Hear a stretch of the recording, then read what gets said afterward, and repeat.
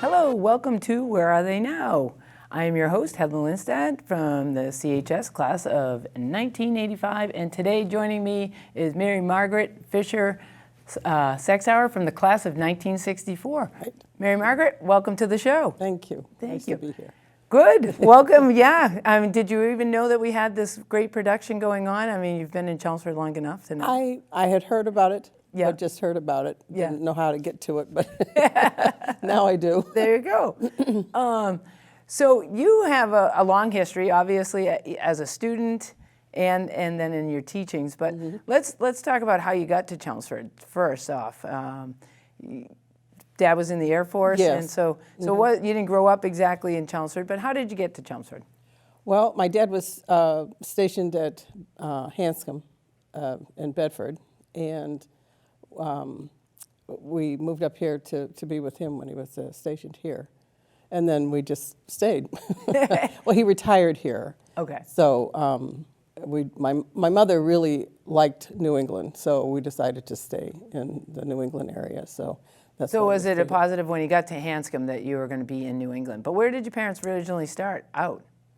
My parents met in Ohio. Yeah. My mother was from Ohio. Yeah. And they were married in Ohio, and then my father went into the service from there. And then wherever he was stationed, we had to go, so we traveled a lot. Yeah. Yeah. So when you got here, what grade were you in? When I when was you just starting my freshman year.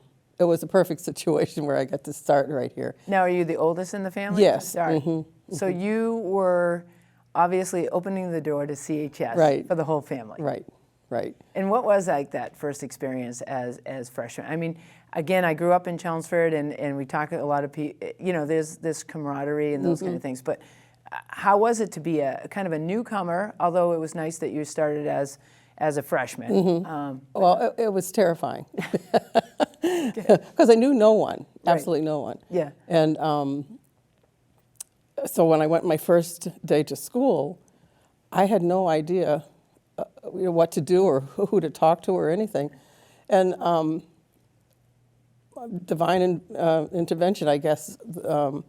The girl that sat behind me was the sweetest person, and she just said, "I'll take care of it. You can follow me around," and she showed me everything. So Obviously she had a last name that started with F. yes, Yeah. Judy Flannery was her name. Okay. Yeah. And so was she a lifelong Chelmsford person, or had Yes, yeah. Well, yeah, I think she had lived here most of her life, yeah. Yeah. Yeah. And so as a freshman, though, as you're getting to know different teachers and those kind of things, what was that like for you? Well, probably like everybody else, you're now in high school and just getting into the courses that you would normally get into in high school. But I tended to enjoy biology and kind of headed in that way. And luckily, I had Mr. Simonian as I was going to say biology that teacher. famous biology teacher. Yeah. And really enjoyed his classes a lot. Yeah. So that's got to be. We'll talk about that though as you move through. You had him as a biology teacher, Right. but then you were here at the school working with him, right? When he was the principal and those kind of things, right? Don't know that he was at the high school as principal. He was the one, though, that I went to find out if there was an opening in the system for me to teach art here. Right. And he was the one that kind of started that whole process for me here. So. But and there's been a ton of teachers that have come out, gone through Chelmsford High, moved on.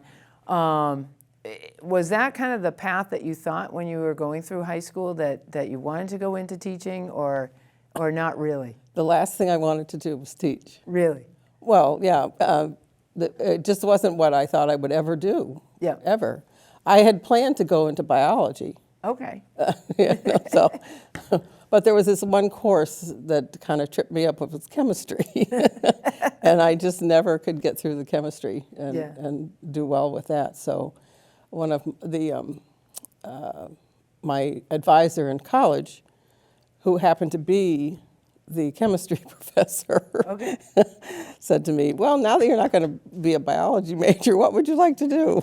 So I had to, on the fly, think of something, and I did enjoy art, so I said, how about art, Right. So that's what I did. I majored then from that point on in the So I art. wanted to ask you about that, though. At Chelmsford, I didn't take any art in Chelmsford at all. No art? No, and I wish I had, because Mr. Plummer was here then, and Okay. he's was an excellent watercolorist, and Yeah. I did take a course from him later on, but I wished I had taken art courses at the high school, but I never did. And isn't that interesting, Yeah. though? I mean, so Mr. Simonian hooked you, where is, I've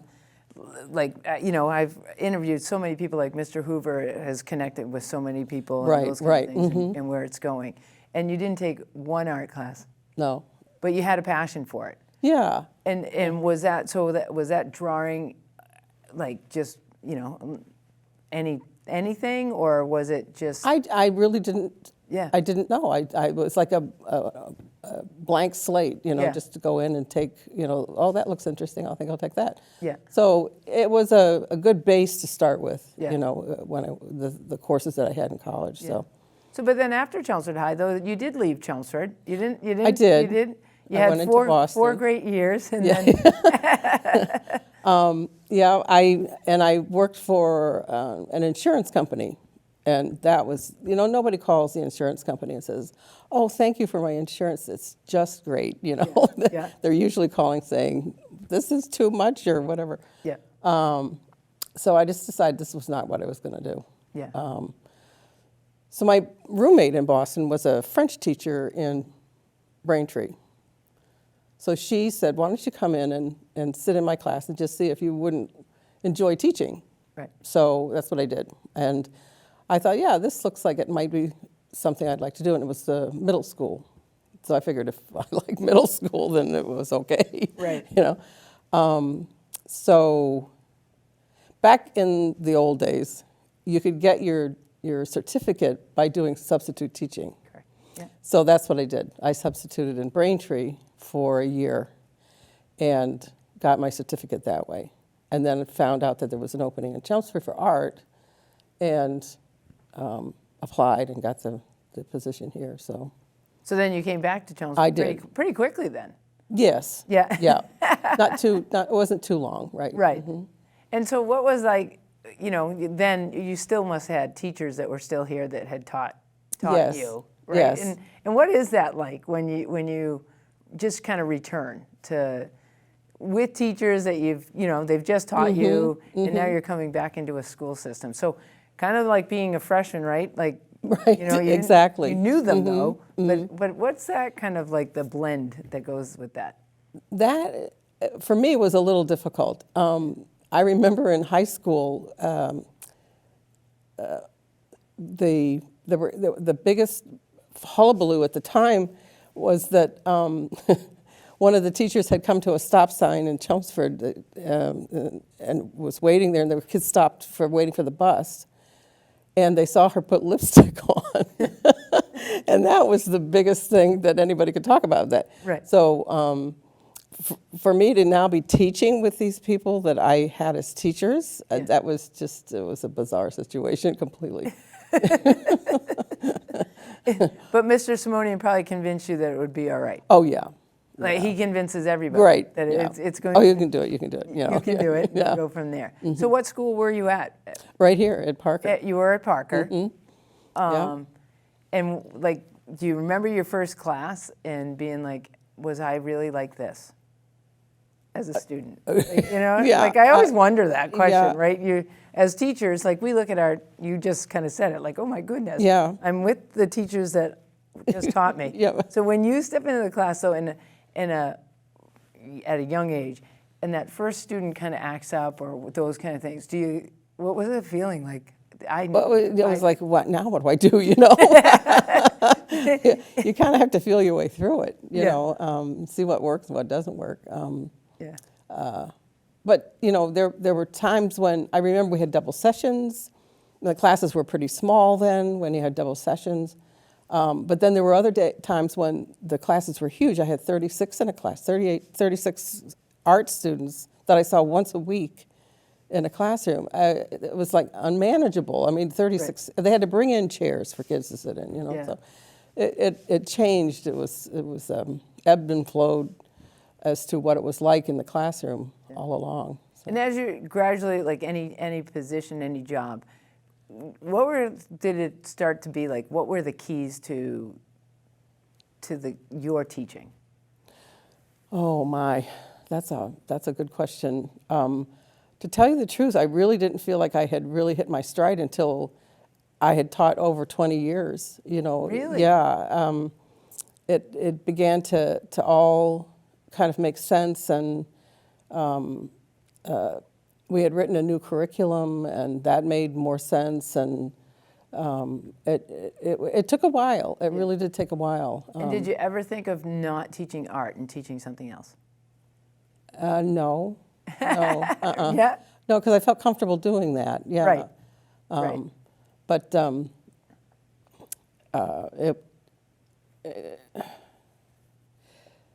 but I taught at different levels too. Right. Right. So I was here for a while, and then I was at McCarthy for a while. Yeah. And then I was like kind of pushed into the elementary, and I thought, oh, this is going to be just not good at all. Yeah. And it turned out to be the best Which decision. elementary were you? I went to South Row. Okay. Yep. And it really was a great experience. The So elementary. you can say it on TV. It's okay. Oh. Not everybody's going to see this. What was your favorite age group, though, that you taught? Oh, I enjoyed middle school. Yeah. Now, when Just because when you were at middle school, was it 7, 8 then, or had it changed? No, it was 7, 8, 9 when I started. Okay. Right. And then it went to, it might have been 6, Well, it 7, changed. 8. It was 7, 8 until I was a freshman. So in, I don't know, I had 81. We were the first freshman class over at the high school. Yep. Well, I know I had 5th grade for a while too, 5th, Yeah. 6th for a while at McCarthy. Yep. So it changed over Yeah. the years. Yeah. So you didn't have one grade that was, Well, I really did, in the end, I really did like the elementary. yeah. Because they would come in and, oh, what are we doing today, you know? Right. Very excited about it. Right. Where the middle schoolers, like, ugh, you know.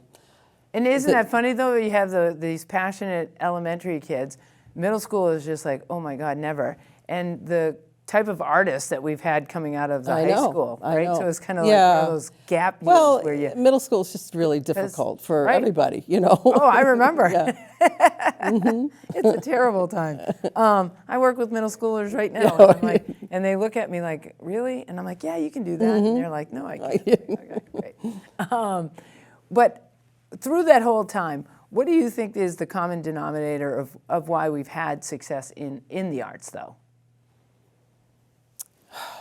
Because, and I'm going to pass it on, because your own kids have stayed in the arts between, you know, the music and art. So what do you think, Chelmsford, why is the art so, what is that common denominator? Just great teachers, or, you know, we create the passion? What is that? I think it's probably 3 things.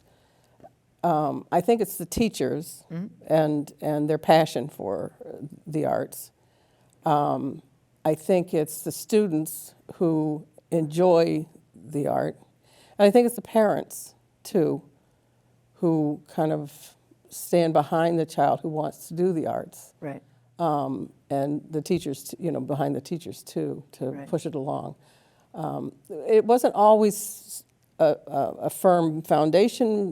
Not, you know, a lot of times they were cutting back in the arts, and Yep. that made it really hard to have it continue. Yeah. But I think that mainly the teachers and the students and the parents. You know. Right. But and you're right. There's always cutbacks and stuff like that. But there always seems to be that they kind of stayed with it, though. I mean, I know there was cutbacks and those kind of things, but Yeah, they didn't cut it out. Correct. You know. So Right. But it wasn't for the teachers fighting for it too. You know. Yep. It was a lot of scrapping for it Yeah. at times. You know, but it seems like it's pretty steady now, which is Right. good. Well, right, and we have the beautiful art center right Yes. in downtown.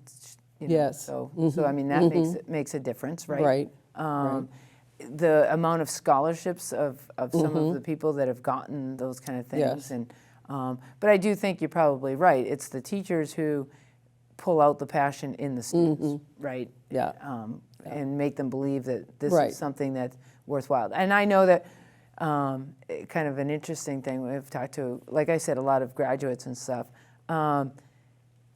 understanding that they didn't think they could make money, though, in the arts. But because you brought up the parents, because I do think there was some that were like, yeah, that's what I liked, but I wasn't sure, and my parents weren't really sure, right? Is that? Yeah, true. Because a lot of it, I would say that most of the people who would have gone into the arts probably went into teaching in some way, shape, or form. Yep. And maybe did things on the side, you know, to make more money that way, Right. using their art profession to do that. Yeah. But it's a difficult thing to get through and So sustain. you must have had an influence on a few students, but you obviously had influence on your own kids. Well- did you? Was that you, or how did they come to be in the Chelmsford School District too? Well, we moved. Well, my husband and I lived in Lowell for a while, and then moved to Chelmsford. Bought a house and moved to Chelmsford, and then the kids just went through the system completely from kindergarten to 12th grade. But I have to say that my son, all of his talent was coming from my husband. Okay. I have no musical talent Okay. at all. I'm the audience. Okay. Yeah. I can applaud really well. Okay. But he is.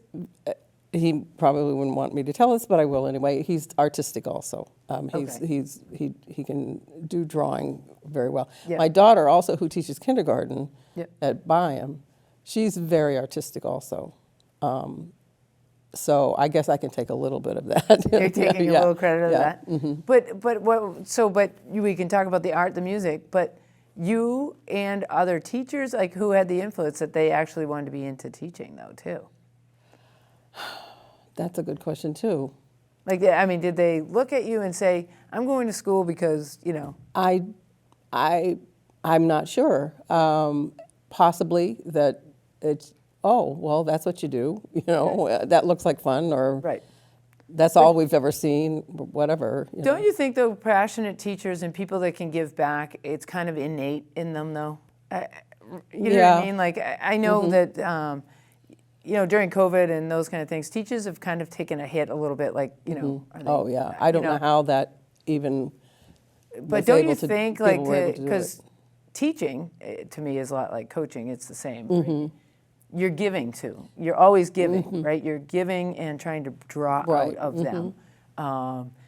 So I don't, like you said, you weren't sure that you could be an art teacher. Right, You didn't right. even know if you were sure that you could be a teacher. But is teaching something that's more innate that people, kind of find it because it's the way they are? I don't know. I'm asking. I you. see that in my children. Okay. I do, definitely. They have it, whatever it is. Yep. I feel like that's what they have, and they're very good at what they do. Right. I kind of had to pull it out of myself to find that passion Okay. for teaching. Yeah.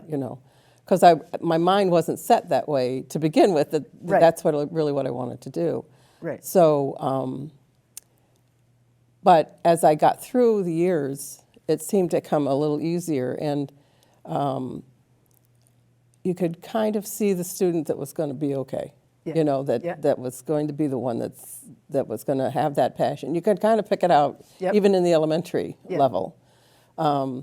And that was fun to see. That was a lot of fun to watch them, and then to know what they were doing in the middle school and then in the high school and all that. So Yeah. that was, But, and that's the reason I asked you though, and you're right, you pulled it out of yourself, but like why you didn't decide to teach like biology or, you know what I mean? Because that was your kind of your thing. But you stayed with the art and you said that you would never change. So you obviously, that was one of those passions that you probably at first, like you and I talked, you weren't going to make money in the arts. Probably. no, that's for sure. Right? I mean, but everybody kind of, it's weird, it's not changing though. People are still concerned, right? If they're great artists, even to this day, can they actually do something with it? Right.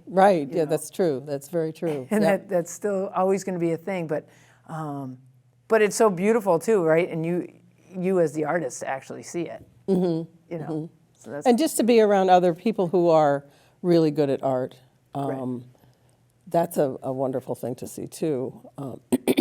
And a lot of my colleagues that I taught with are excellent artists, and to be around them when they're doing their art, it's just a real helps you get through and be creative also along with them. You know, it's a really good match. You know, to be able to do that. Right. And I rented a place in Lowell at the Western Avenue studio with some of my colleagues, some that had retired and some that were still teaching, and we would go and all be there together at times, and it was just a fun thing to do. It was just so. So did teaching make you the artist, or do you think you were already there? But if you hadn't gone into teaching, if it had not just been a French teacher saying, "Come in here," would you think that you would have still rented a place and wanted to be an artist? Probably not. It would have just gone away, right? Yes. If you would be so it is kind of one of those really strange things that you weren't good at chemistry, which was a good thing for everybody that you've taught. Well, hopefully that's the truth. But yeah, although I truly enjoyed biology. Right, you know, it was the chemistry that got you. It was just the chemistry. But it is kind of it's a great story though, because obviously too, one thing that you couldn't do, but you found this, and you've also, not only have you had a huge influence on every student that you've had, but you can kind of see it because your kids are doing it too, right? Like so it's in mysterious ways of that chemistry got you. Yeah, right.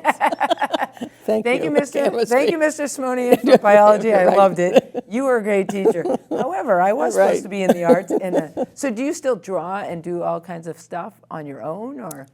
I do. I have little projects that I work on periodically.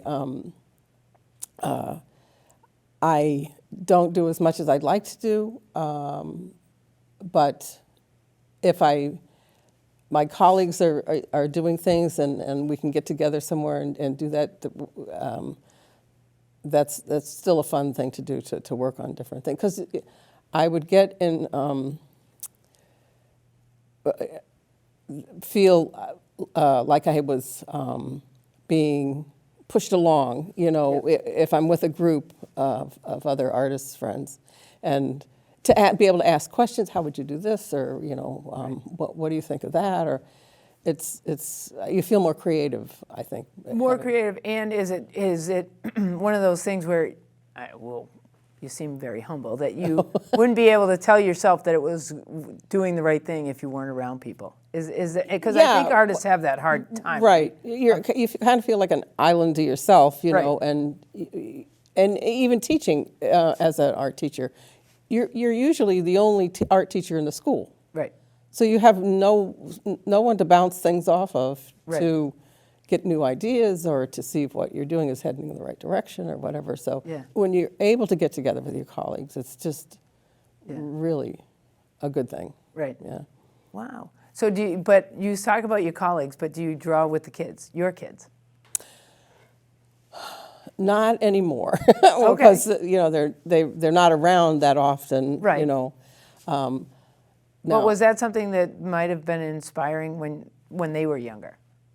Did you guys draw together, or is that? Well, they would maybe be working on projects, Yes. and Yeah. they would say, how do you do this or that, or, what do you think of this? And we would, talk about it, or I'd help them with it. But Right. they were both really very good, so they didn't need a whole lot of help from me anyway, so. And so musically, though, I mean, your husband, is there an instrument that Matt loves more, or that you had to listen to as? Well, he ended up with saxophone and bari sax, Yeah, and that's what he majored in college. yeah. But he started with piano, and then went to cello, and then to trumpet, and then to the saxophone. So your husband was happy, but what was the house like? Oh, it was great. It was just great. The only thing was, practicing, Right. go practice, and that, that was like And my your mantra. daughter, and your daughter didn't want to take it on, the music. She had piano lessons, and she did do clarinet for a while. Right. But no, she wasn't. That was not her path. Right. It was Matt's path, but not Yeah. Elizabeth's. Yeah. So yeah. But you must be proud of that, though. Oh, absolutely. Yeah. Absolutely. So again, not many people, but is there a student or two, three that you remember that you thought you had the most influence on? Oh my goodness. Or they had the most influence on you? And kind of looking at it, because teachers don't get very many accolades, but that, you know what I mean, that they were really hearing you and that you got their creative stuff Well, to come out of them. There were two sisters that I had the first years here at Parker School, and they were probably the first students to influence me. No, rather than my influencing them, but they influenced me, and I would just love to know how they're doing now and where they are. But Really? Because they just enjoyed the class, or what was it? It seemed as though it was more of a connection other than just the class. Oh, okay, yeah. But I'm not sure, Yeah.